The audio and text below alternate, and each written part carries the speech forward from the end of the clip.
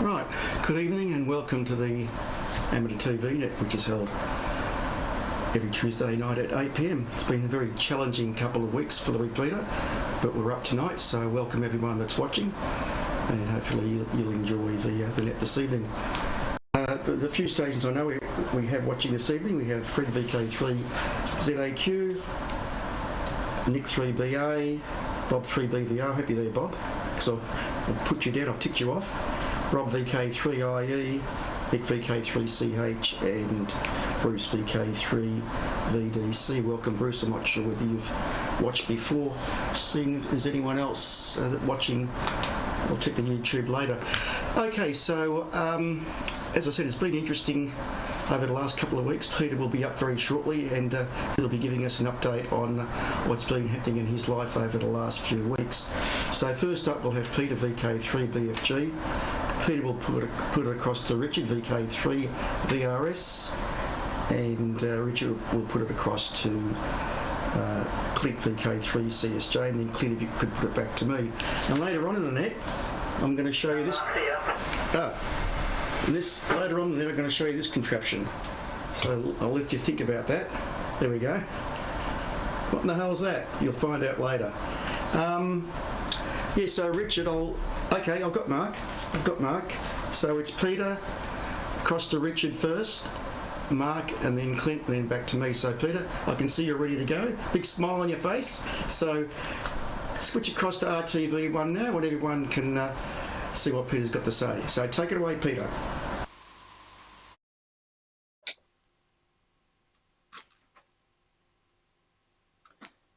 Yeah, thanks, Neil, and good evening to everyone. Yes, it has been a bit of a challenging time just over the last couple of weeks on a few counts. One count is I went to a new hairdresser. My usual one has closed business, and I said, I just want a bit of a trim. I'm absolutely shorn, and there's not much hair there in the first place, so I'm a bit cold on the top of my head at the moment. Anyway, first of all, I'd just like to show you something that maybe Neil may have shown, but at the WIA convention, Neil and I attended all the activities there, including the annual general meeting of the Wireless Institute of Australia. And at that general meeting, there was a number of awards announced, and to my great surprise, I was one of the recipients. And John Cooper, VK3JCO, I believe is the initiator, and certainly John Kessner, 3ATV, seconded that, as did Neil, 3BCU. So they were the three people involved in the award, and it's a magnificent thing. I'll put it up here. It's probably can't see it as well, but it's a very, very, very nice piece of kit. And it says, awarded to, this is the Chris Jones Award 2023, and it says it's awarded to radio amateurs who have made an exceptional contribution to amateur radio and the Wireless Institute of Australia. And I was extremely flattered to get that, to be honest, and it almost brought a tear to my eye, believe it or not, but that's the truth of it, because it was totally unaware of anything, and certainly not expecting anything. So thank you, those three guys. It was a really, really nice thought, and really, really appreciated. Well, let's just get back to RTV now.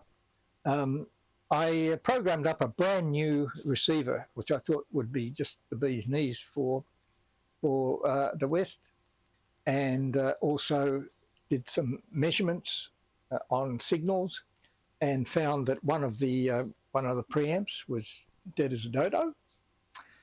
So that one has been replaced. And I've done a number of measurements, and I really do know where the baseline is in terms of the operation there. So that's been a worthwhile exercise.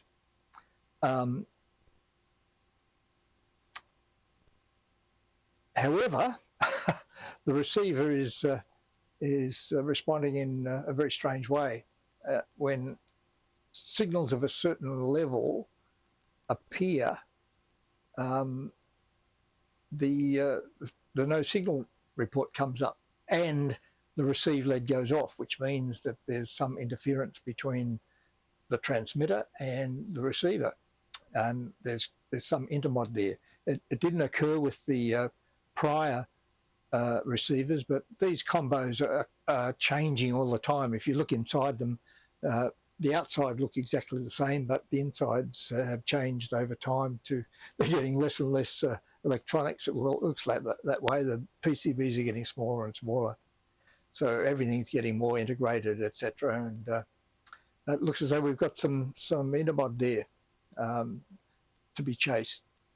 So as a result of that, I had in hand a little tiny SA spectrum analyzer that many of you have purchased, and I didn't really need one in one sense, but I couldn't resist pressing the button as we do sometimes. And anyway, it came in the mail, and it is a very, very nice little piece of kit. And I've compared it with my commercial larger spec amps here, and it comes up pretty well. Amplitude's about 1.5 dB out, and the frequency is a little bit out as well, but not very much. It's certainly well within tolerances.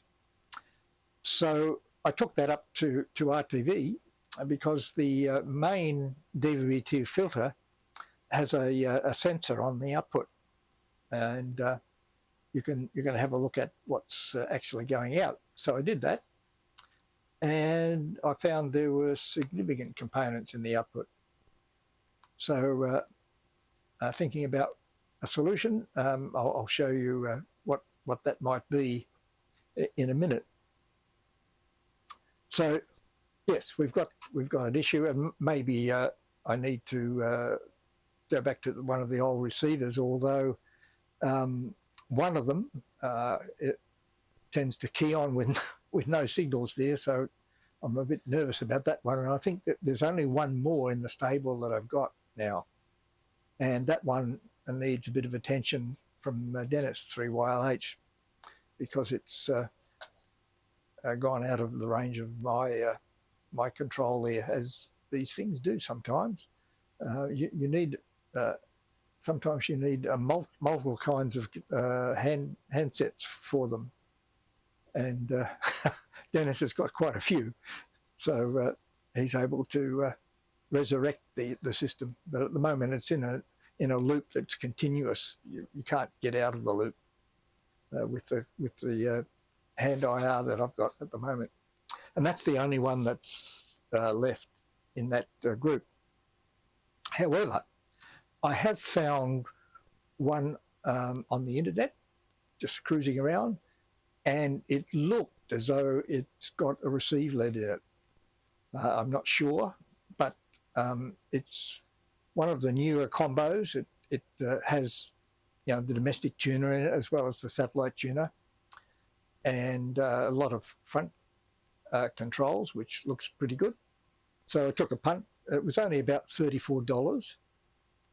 So not a huge punt really, and we'll see what happens there. If that comes about, it might be something we can use. Anyway, I am running out of receiver options, as I've bricked a few, one or two, in fiddling around with them. Trying to get the IR control and stuff like that. So as many of you do know, that when you experiment around with things, often one or two failures are in between times. So that's part that goes with the area. Look, okay, just moving on to something else. The DATV QSO party is due to be on the last weekend of August, as it normally is.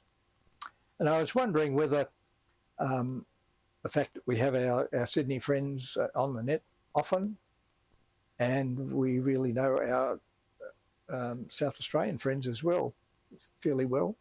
So whether we don't have a sort of an Australian Friday night, but just run it as an international event on Saturday.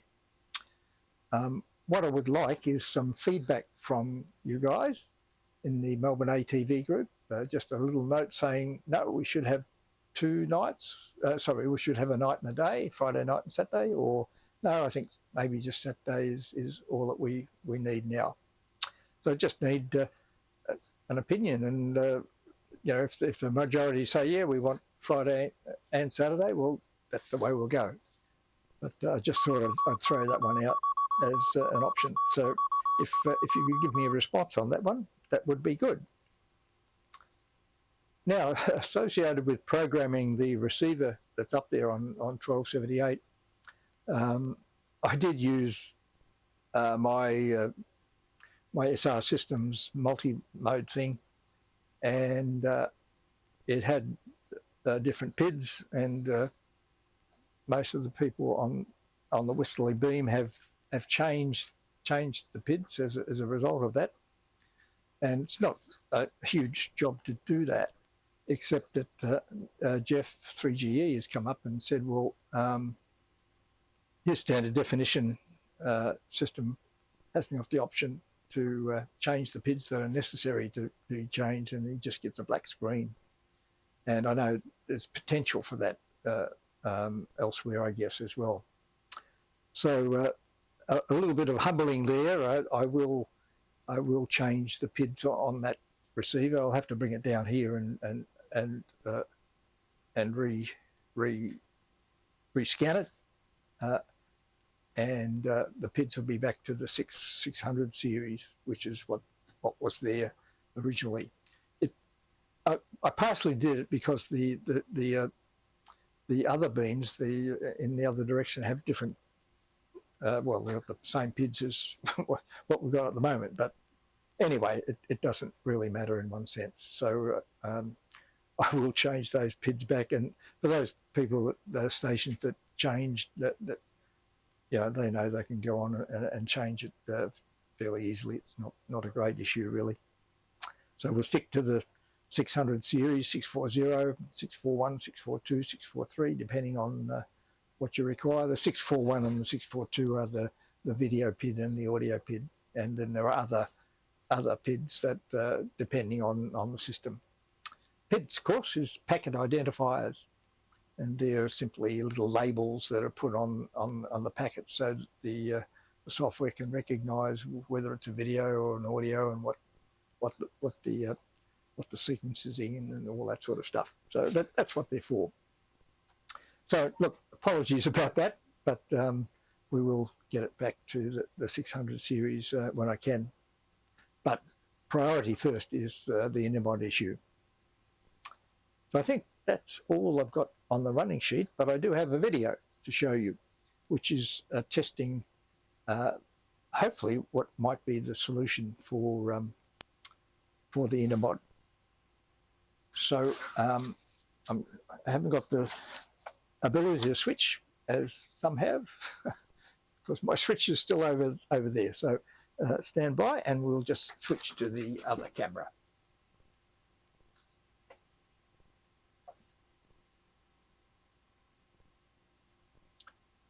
Yes, we should switch the other camera on, of course.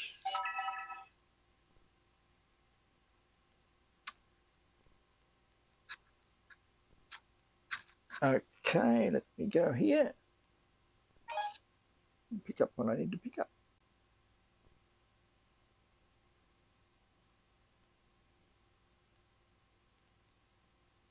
That's it there.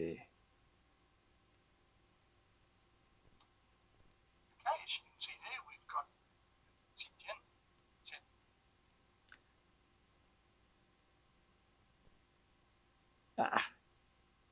That's a close-up view of the trimmers.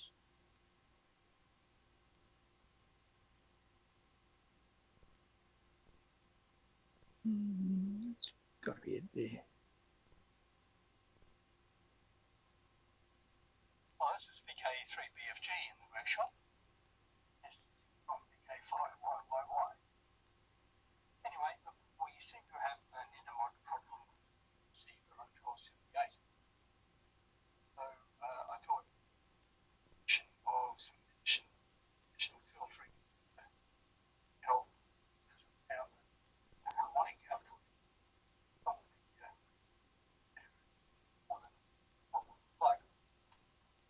This is a 7-hole 400 big filter, and it's actually got a couple of. I've got one line and a couple of coming out.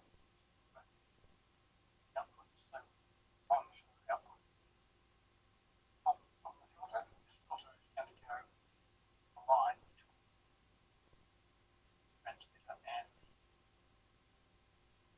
I'm a bit surprised that last time I expected certainly of the most water products, sharp and bartenders coming out of the transmitter. From that point of view. So anyway, let's see how this one stands up as last one on the test and how it goes. We'll reset the module.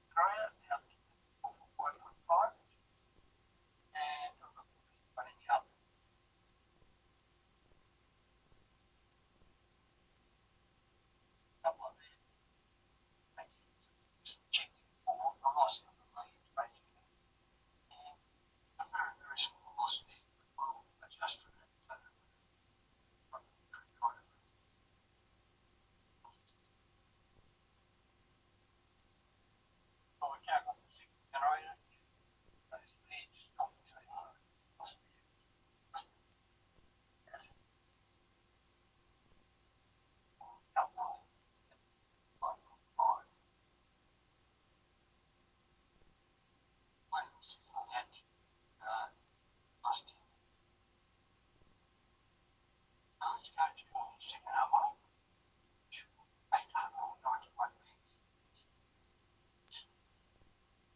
Response.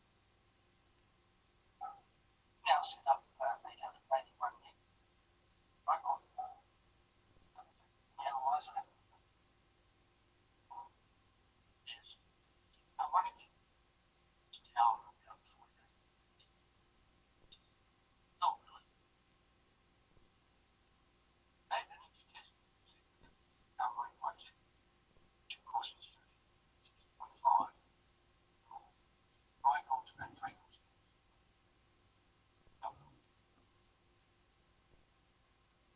As you can see there, we've got and this harmonic. Let's go and have a look at it. It's right down the bottom.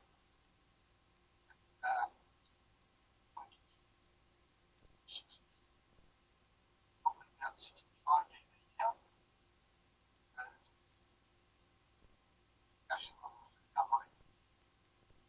So I think we will put this filter in the other one problem.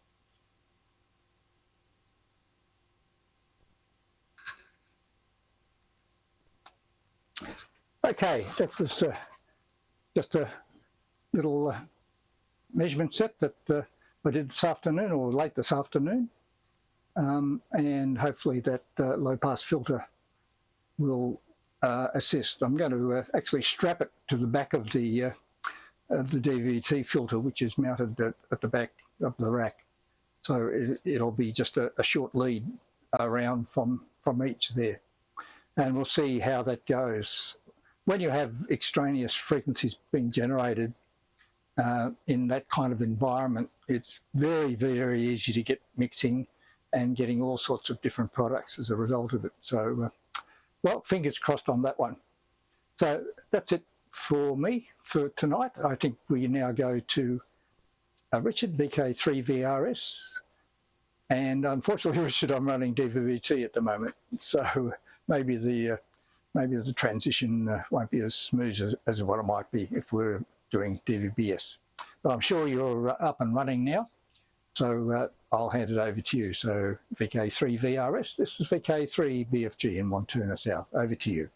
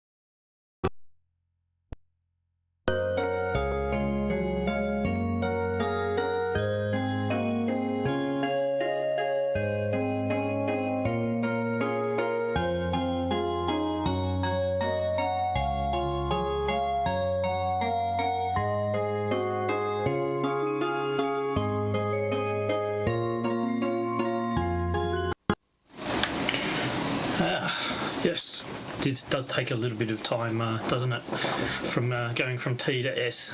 But anyway, that's all fun.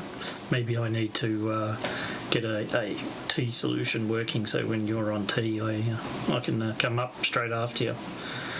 Congratulations, by the way, Peter, on the award. Yes, we did hear about the award. So very, very much, very earned. That's for sure, without a doubt. You well and truly earned that.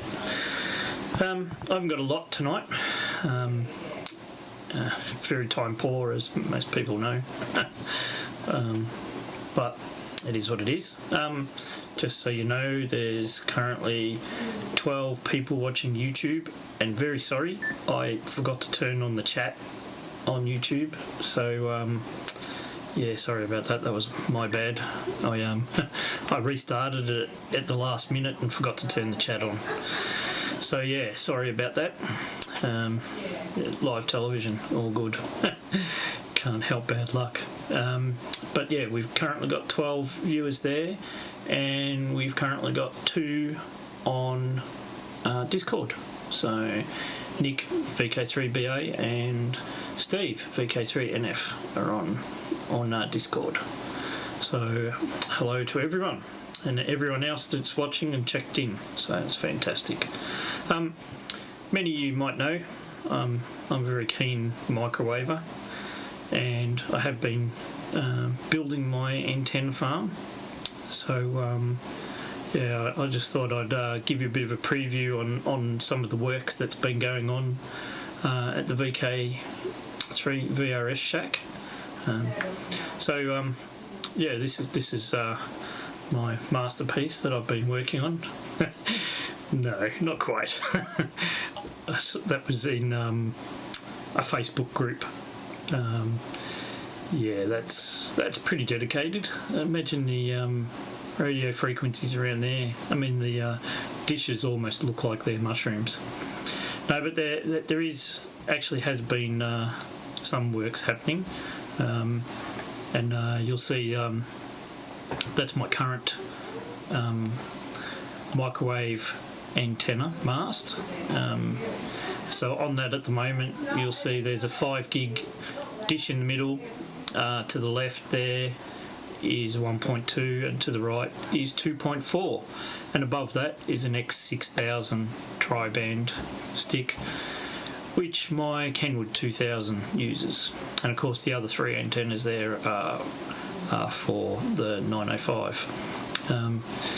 There also has been a little bit of other work going on, and yep, still got audio. That's my son. That antenna that's the grid pack, that's actually what I'm transmitting on now. That's my ATV grid pack, which is fixed in position, and what you're seeing is son on top of a, so that'd be about 6 metres where his feet are, and then there's another well, 1.5 metres, and then the pole that's in that top hat, well, that top hat will have a rotator in where his feet are, and the pole will go up a little bit, and that's an X7000 sitting there. So more to come. So we'll keep abreast of that soon.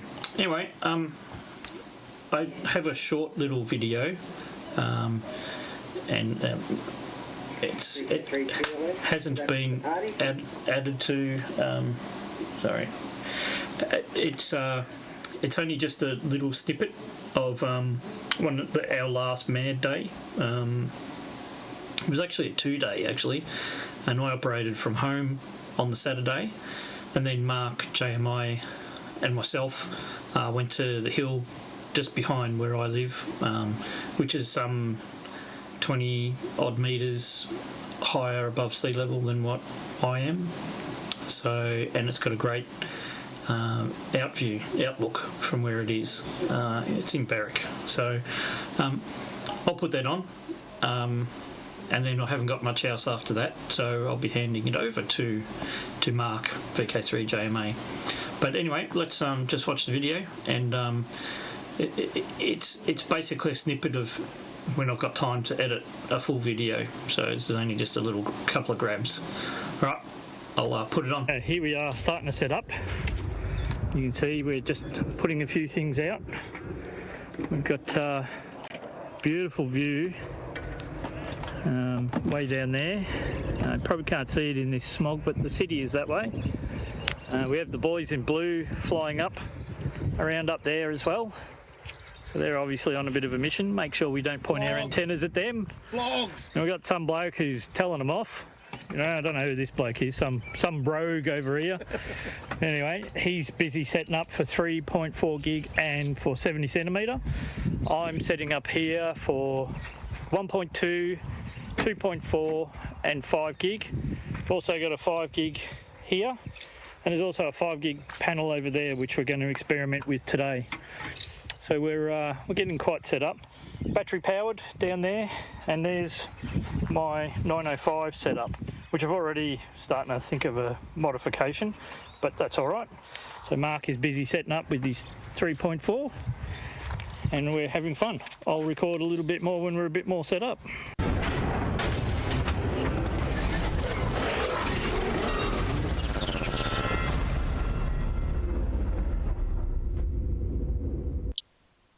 For live news on the planets, cosmology, sunspots and more, every Friday at 10 p.m. Clint VK3 CSJ presents the Astronomical Society of Victoria broadcast on this amateur television repeater, VK3 RTV Channel 1. With some audio. Yeah, so that's just a little bit of a setup of what goes on when we're setting up. There'll be more of that video when I get a chance to edit it all together. Yeah, and Clint has his broadcast on Friday nights, and also he transmits the ATV, the WAA news also on this channel as well. So, and that's on a Sunday morning and a Sunday evening. Clint will be on after Mark, VK3 JMA. So Clint has also got some news which he'll probably share about Discord as well. So anyway, that'll be it for me. I will go to the colour bars, and then I will drop off, and then we'll have Mark, VK3 JMA, with some more interesting stuff. Which he did show me earlier today, so looking forward to seeing his live telecast of it. Anyway, that's it for me, and stay tuned and see you all next week. Bye for now.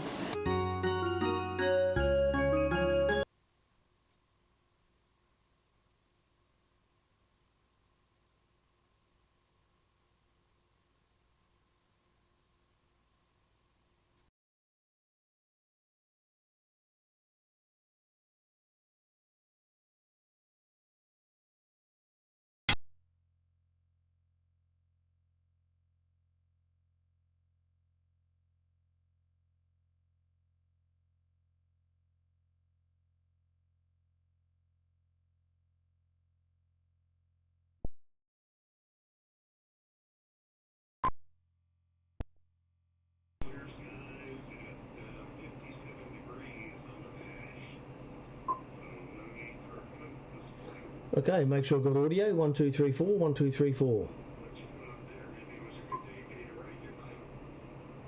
Okay, make sure I've got audio. 1, 2, 3, 4. 1, 2, 3, 4. Might just adjust it a little bit. Okay, make sure I've got audio. 1, 2, 3, 4. 1, 2, 3, 4. Okay, I think I've got audio. All right. Here's my face, VK3 JMA. Hopefully that changes over shortly and I'll see it. Yeah, okay.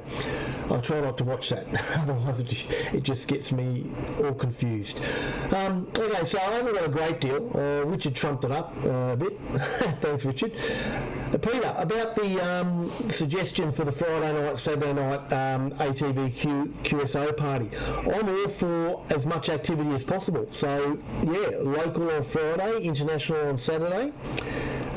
Of course, I can't promise to always be there being a shift worker, but the more activity the repeater gets, probably the more activity it attracts. So I'm all for the 2 nights. I might just mute that desktop audio, that was peaking a little bit. Alright, so what I've got tonight is, you've probably all heard of it, you've probably all seen it, but it's a little thing called ham clock. Richard, just let me know if there's audio or not, please, mate, on our secret channel, because I've muted my TV. So a thing called ham clock, I've known about it for a little bit, but I haven't done much about it, but I actually did some research. Thanks, mate. I did some research over the weekend and found out that it's... Your lip sync is terrible. Oh, well, can't be perfect in every way, can I? Something wrong with my audio syncing. I don't know what that is. I'll have to investigate it one day. But anyway, we'll just go to ham clock. Stand by. Transition across, still got audio, and must have timed out to bring it in.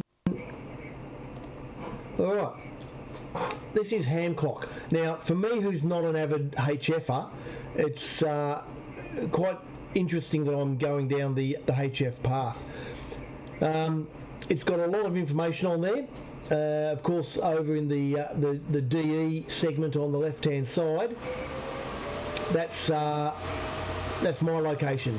The DX is where you put the pointer, over here, and that happens to be North America roughly. These windows here that I'm hovering the mouse over now, they change, they rotate. You've got options of what to put on there. That's obvious. I think that's a live picture of the sun. I'm not too sure, but I think it's a live picture of the sun. You've got your DX spots. I use for FT8 to play around with. And that also goes to something else called VOA. I'm not too sure what it is, but something else to do with DX. I've got to learn all about it. And over here, current weather for my location. Up comes the solar flux and the chance of having an aurora. So it's quite an impressive little system. I'm happy with it. Running on a Raspberry Pi 3, plugged into a 40-inch TV, sitting above the HF station. And I'll flick the camera across to that later. And there's a documentation how to set it up. Once that comes on the screen, and it's really simple. Pi, prepare the SD card, install an operating system, go through it. You then, where are we? Set the information about the Pi and what you want it to do, and as we scroll down, you get to the point where you actually install ham clock. I know I'm going a bit quick, but this is all available on the internet, and it's just a couple of command line interfaces. Update the repository, reboot it, and then get ready to install the ham clock software, and that's it. Then it's running on your system. Go through a few little screens. It really is a good system. I quite like it. As you can see, sunspot cycle now number is 197. That obviously means something to DXs, not me. I'm still learning. But I'll just drop that down and go back to my video camera. Get rid of that and transition across. Turning the camera over to where my HF system is. There it is there. The HF system running FT8, ham clock above all the DX stuff, and over there is of course the 905 and the 9700. That's my main operating section there, and of course over here is where I do the ATV, over this side of the shack. That's really about it. I don't have much else, and that was very quickly thrown together. So I think it's going back to Clint, so I'll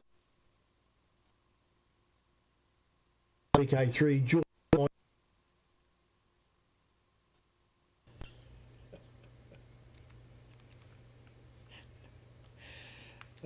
Dear. Yeah, good morning.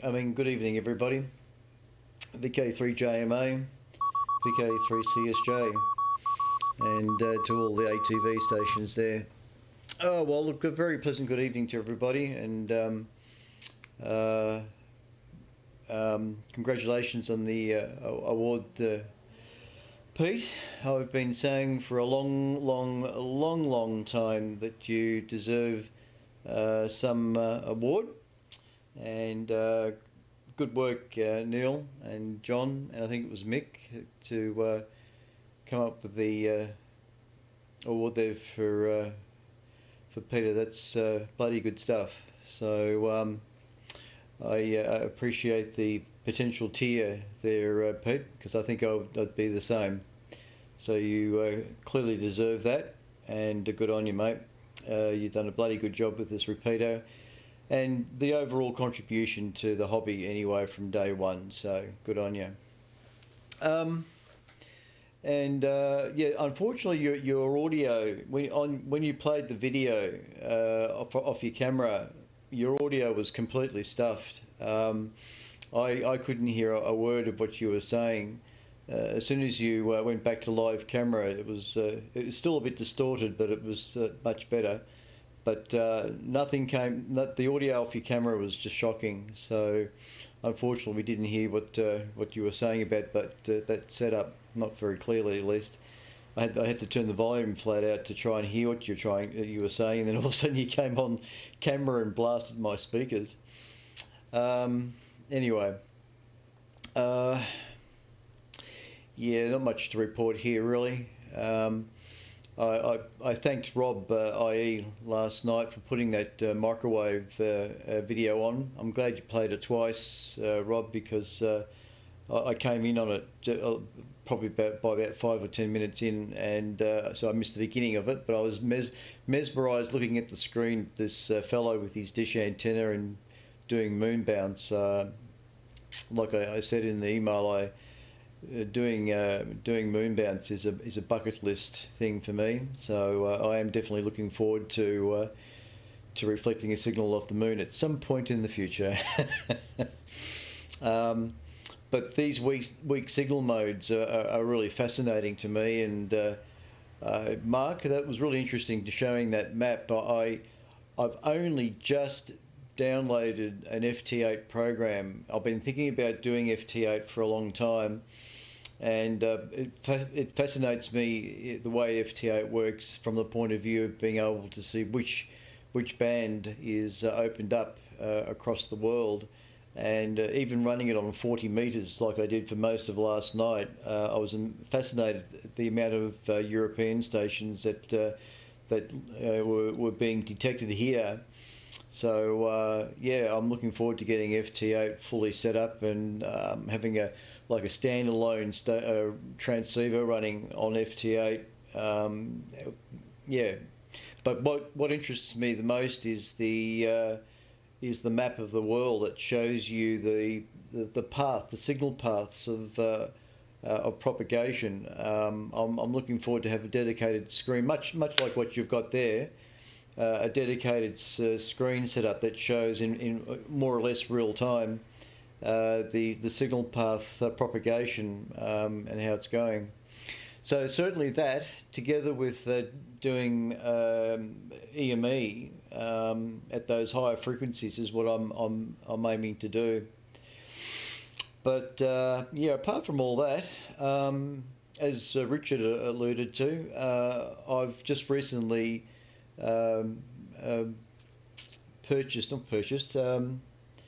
subscribed, I suppose is the word, to Discord to allow HT transmission stream. So as a part of the Friday night ASV broadcast, including the WIA broadcast on Sunday mornings, I'll do the HD stream on Discord as well. The other thing I've got to work out is the audio side of it. I'm not quite sure what's going on, but vMix to Discord is a bit fiddly, and the video side of it's fine. If I go live camera like right now, Discord, not a problem. From vMix, the area where I'm working mainly, to Discord works fine. Although occasionally there's a little bit of an issue trying to get that started sometimes. But if I go to program a video off the PC, it's like, for instance, the WIA broadcast. There's no sound, so I'm not sure why it doesn't go hand in hand. But I'm talking to Richard about it anyway, and between the both of us, we should be able to hopefully nut that out hopefully before Friday. It's something to do with VB cable, a virtual audio cable program, and perhaps something else that needs to be set up as well. But it's just a matter of selecting the right inputs and outputs for it to work. It's all in software, so it's one of those things. But anyway, that's pretty much it, really. The last time I was up on TV, you might have noticed that there's a bookcase. There was a bookcase behind me here against the wall. I've removed that bookcase finally to expose all the unpainted wall. This barn that I live in is just amazing. The people who built this barn, it was only built as a studio, an artist's studio for the former people that used to live here. And they, for example, like this huge bookcase, 4 or 5 metre long bookcase, they put it in first before the floating floorboards went in, so it was all on concrete. And they didn't paint the wall. They never bothered to paint the wall. That's as you can see. So now that I've removed the bookcase, of course, it's exposed an unpainted wall. And mind you, down the bottom there is mildew on the plasterboard. So I've got to replace all this bottom part of the wall behind me here. I have to replace with something to clean it up. So before I can make the Radio Shack more complete. So it's still a work in progress, the Radio Shack here. But over the next couple of months, you'll see this change. You'll see a new wall going in, and maybe some timber finishing on there to make it look like make it look a bit interesting. I'll paint it first, and then make a decision about that. But right behind me, you'll see the Collins station that I've got will be added in that area. At least I think that's the way I'm going to have it. I'm still working it out as I go. But apart from all that, I think that's about it in a nutshell. Yeah, so I'm sure there's something else there. But anyway, congratulations, Pete. You totally deserve that beautiful award. That's just a gorgeous looking piece of glass. All very good. Okay, look, come up on the air there, Ian. Sorry, Neil. I'll put it across to you there on RTV1. So again, thanks everybody for coming up tonight, and everybody that's watching on YouTube and everywhere else too. So across to who is it on the other channel there? Somebody else is up already. I'll just change my input to input 2 on the TV, and I'll be able to see who that is. And it's BCU in standby. Okay. All right, take it, Neil. It's over to you. VK3 BCU. This is VK3 CSJ Narry Warren South. Cheers, everyone.